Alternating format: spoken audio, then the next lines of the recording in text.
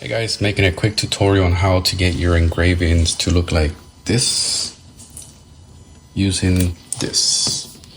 You got your matte black powder coat paint. Simple method. So you do what you basically do with every other engraving. You set your image and you set your power. These are my settings for my 40 watt S140. So I want it to be deep engraved, so I'm using 65 power and I'm using 180 speed. My image is already set, center and everything, and it's ready to go. So we're going to engrave this cutting board, and I'll show you guys the step-by-step methods on how to engrave with powder coat paint. Once you're done everything, you have everything ready to go, just let's go ahead and proceed.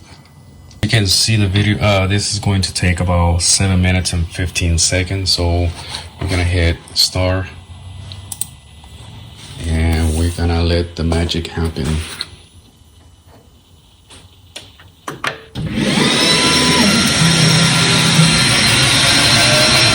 My lovely assistant, Stacy. As you can see, the image is getting engraved right now. It's a little dark. It'll get clear, trust me. Once we get it out and maybe sand it a little bit, it's gonna be better. Once it's done, as you can see, nice and dark and deep engraving, which is what we want. We're just gonna sand this around and make it look nice and smooth. That's what you guys just want to give it a light sanding on it. Remove all the hard parts of it, just light. Bamboo is pretty forgiving when it comes to sanding, and you will see what it looks like after. When you're done sanding it, just remove whatever's left over with a little brush. Oh, it's looking way better than how it looked earlier. Make sure there's nothing in there. So we go ahead and fill it with the powder paint. It's gonna stay nice and smooth. You want to get in there, you want to use a toothbrush, regular toothbrush. It gets really good in there, removes everything out of it. I think it's done and ready. Alright, let's go to the next step. Alright guys, the next step is going to be using the matte black powder coat paint. We're gonna take it doesn't take much really, like half of a spoon maybe. Go ahead and dump it on top of the image. My dog's going crazy outside.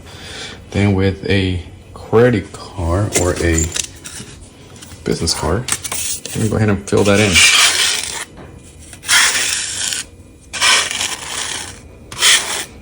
Make sure everything is real nice and filled in.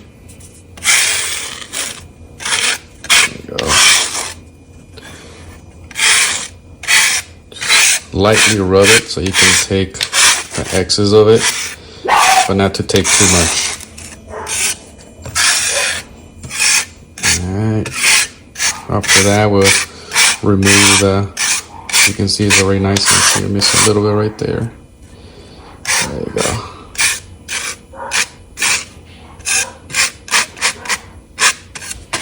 There you go. As you can see, everything is nice covered. Whatever left over is just pass it along areas so you can make sure that nothing is missed. Alright, it's ready to go back into the machine. Alright, here it is, back into the engraver. One thing that I forgot to mention, guys, is that when you take your cutting board out, if you don't have an area that is going to allow you to put it back to how you took it out, make sure that you leave it where it's at and you can just dump the powder inside the machine, so like that you're not missing or misplacing where your engraver is going to go by. So let's do this. Once it's set in the machine, we're going to go back, and these are my settings for the second pass. Second coat settings. That's pretty lame, but that's what I named it. So we're gonna go with 15 power and 280 speed, and we're going to make sure that air assist is off. I'm gonna hit process.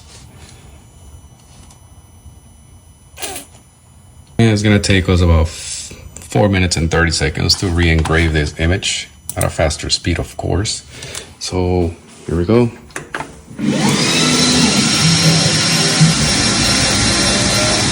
So this is done engraving. As you can see, it's not looking too good, right? I mean, I don't like all this. I mean, all that goes into the rails and I have to clean it afterwards. But anyways, this is what we gotta do, right? It's done, we'll take it out and now we're gonna clean it. Dust it off with the brush again. Let's take all that off.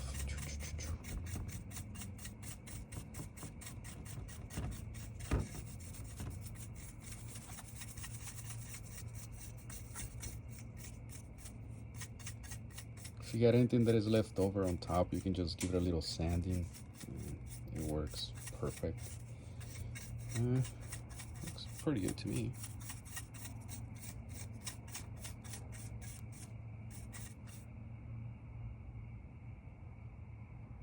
And this is how it looks, guys. I mean, I don't know what to tell you.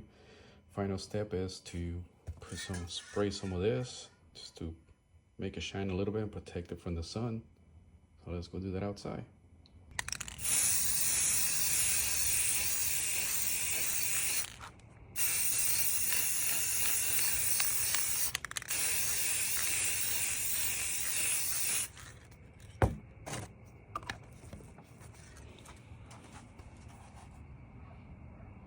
Now we just let it dry and that's about it. I mean, tell me what do you guys think in your comments. If there's anything I miss, let me know. But this method works for me.